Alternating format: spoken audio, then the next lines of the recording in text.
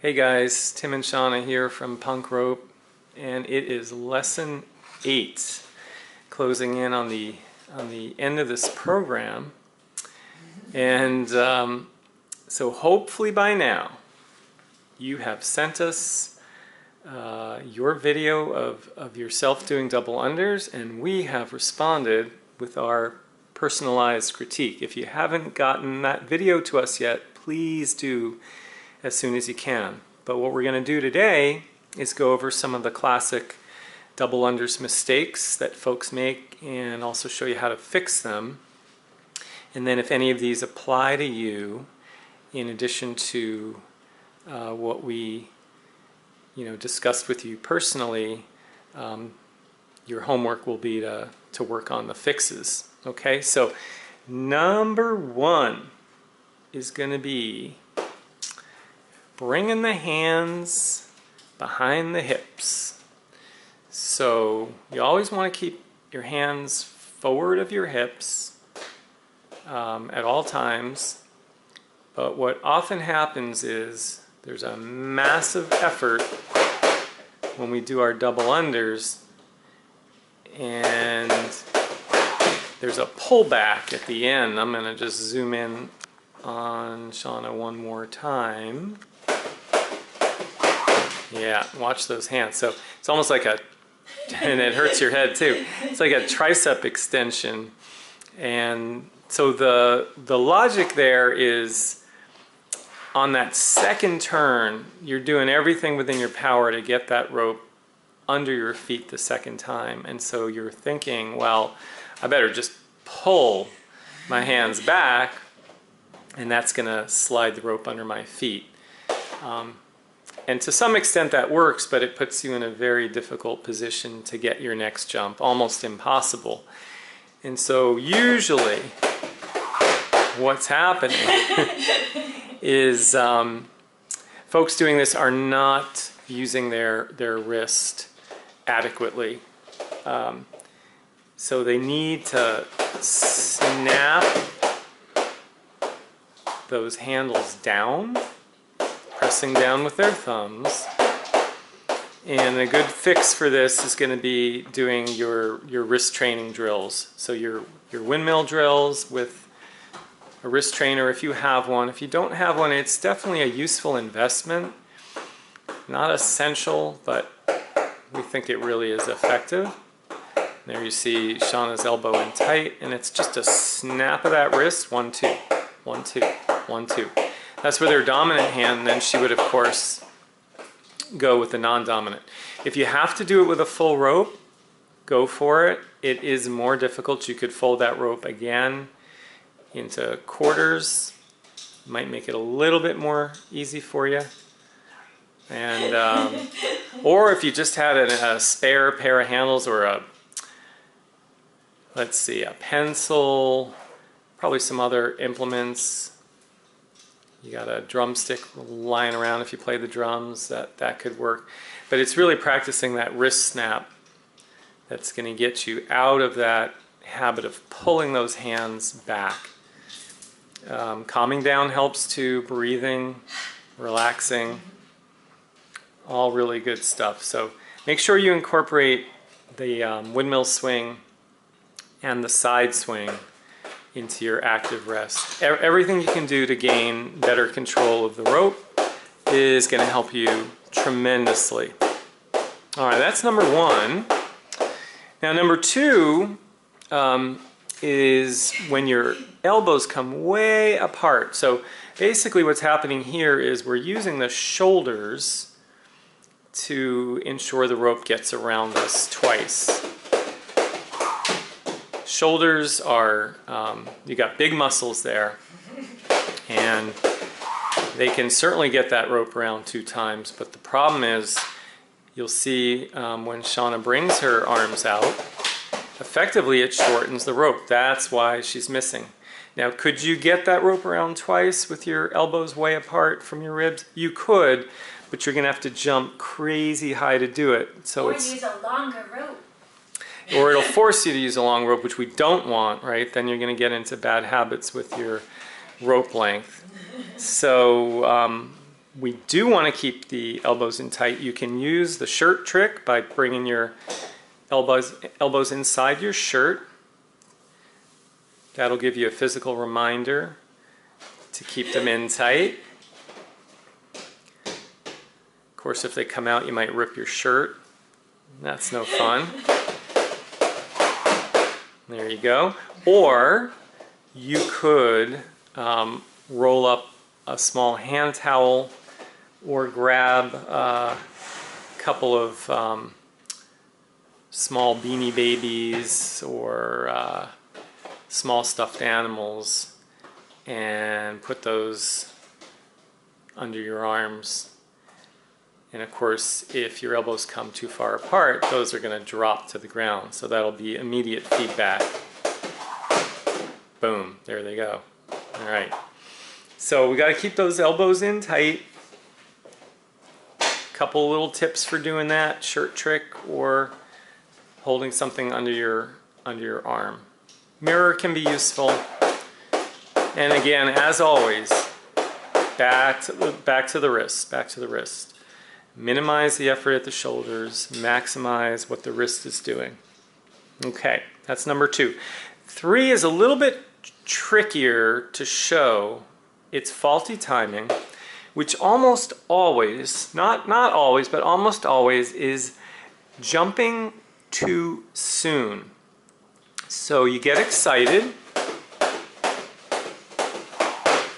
you leave the ground a little bit early, and then the rope has to catch up. And if you have really fast hands, it might, or if you jump very high, it might, but more often than not, or you end up landing in a squat, more often than not, you're not able to catch up. So what we have to do is delay that jump. The snap happens first, the jump follows. Try to relax yourself. One thing you can do is keep working on your single under speed, because usually when your single speed improves, your timing and your rhythm also improve simultaneously. So work on your single speed. Remember the 15-second drill. Count your jumps for 15 seconds. See if you can get that number up towards 180. Be patient. Patience, patience, patience. Good things come to those who wait. And the tapping drill can help as well.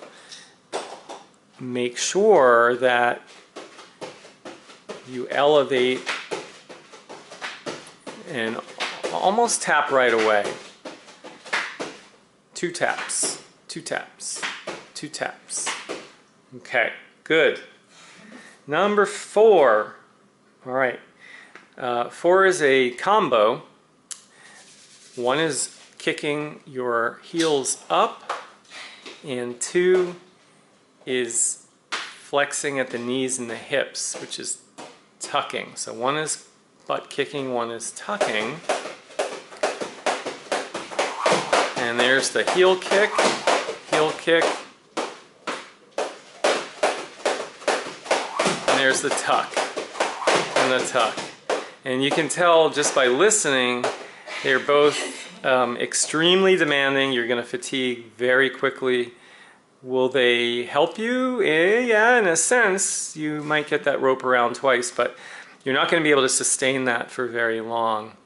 And generally we do this because we're a little nervous and we want insurance to make sure the rope clears our feet.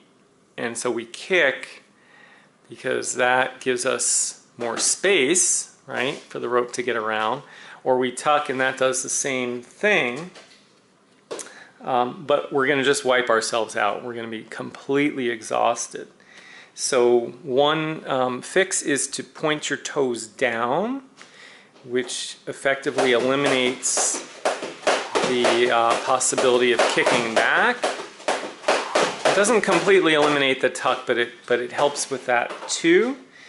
And also just engaging the glutes, right? If we tighten those glutes, then it's also very difficult, very difficult to kick back at the same time, and difficult to tuck because the muscles you would need to tuck are the opposite. So your tapping drill can be useful. Always backing up, right? Backing up a step, rope to the side or rope down to get rid of these common mistakes. And by the way, something to always keep in mind is as soon as you notice yourself making one of these mistakes, or your coach notices, or your partner notices, you gotta time out. You gotta call time out. You gotta either put that rope down or take it to the side, because zen, relax, breathe, because otherwise, if you persist, you're just going to keep reinforcing those bad habits, and it'll become that much more difficult to get rid of them. We have one more classic one, and I think we'll cover a couple other minor ones. And this one is a little more complex. It's called piking, which is essentially hollowing out the body, where you fold yourself in half. You compress. So the feet kick forward, the hips go back, and the trunk comes forward. What's happening is there's a massive effort at the core. You'll see gymnasts do this, and also people doing, you know, challenging challenging core workouts. And for some people this is very natural, and they are successful to a degree. We had a buddy who was quite good at this, but it's a lot of wasted effort. So, you know, we're after efficiency. There's no need to tire yourself out more than is necessary. So if you find that you're piking, try doing your turning and jumping drills with as little effort as you can. Good posture. No kicking forward, no flexing at the trunk. And we think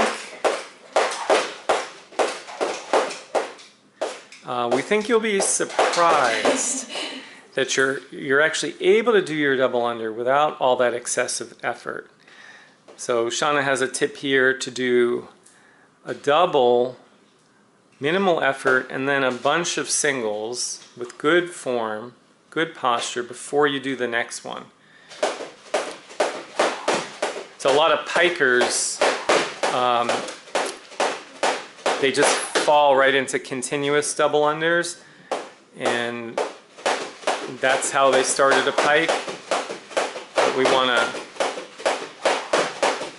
to avoid that. Okay, awesome. And last couple are not necessarily classic mistakes, but they're mistakes we've observed over the years, and they can create a lot of problems. So one is just craning your neck, really looking way up, opening up your chest. This is often associated with bringing the hands back. Everything opens up, weight goes back, shoulders hunch, tremendous tension throughout the body. Sets you up for all sorts of problems, as well as a lot of discomfort and potentially pain. Now this is an easy one, guys. If you notice that you're looking up, look down. Okay, look down about 6 to 8 feet in front of you. It's going to vary from person to person. Take a few deep breaths. By looking down, you're also going to have a visual reminder of where the rope is. Looking up, you're going to lose the rope when it's over your head. You won't see it again. But looking down, you'll see it. You'll see it as it approaches the ground. And that's a big advantage. So, again, you call timeout. You look up. There you go. Just look down. And eventually you may be able to look out at eye level, but this is a quick fix. And finally, the last thing is that with double unders, a lot of people they crush the handles. right? They're white knuckling the handles.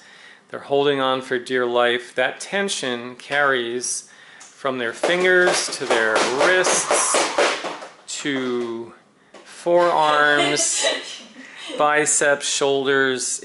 There's tension everywhere. And even if you're somewhat successful, you're going to be exhausted. And often you're not even breathing. So relax your grip. Remember, it's just a gentle snap. You don't need a tremendous amount of force. And a little drill that we hadn't talked about before, but we find it effective, is it's playing the scales with your handles. So it's relaxing your fingers to the extent that you can slide your hands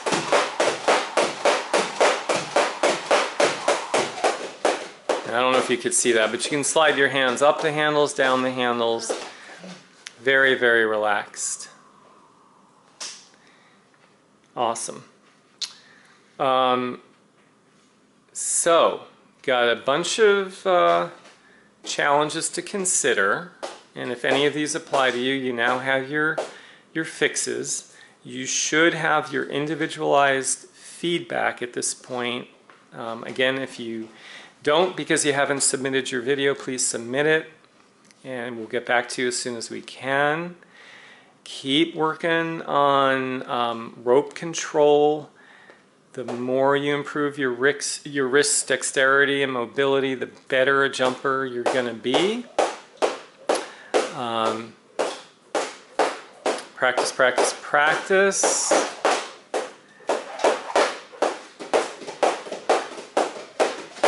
And we got one more lesson coming up, which is actually going to be more of a sample workout. Okay, guys, so thanks for joining us today. Hope you got something out of this one, and we'll see you again tomorrow. Okay, have a good one. Bye.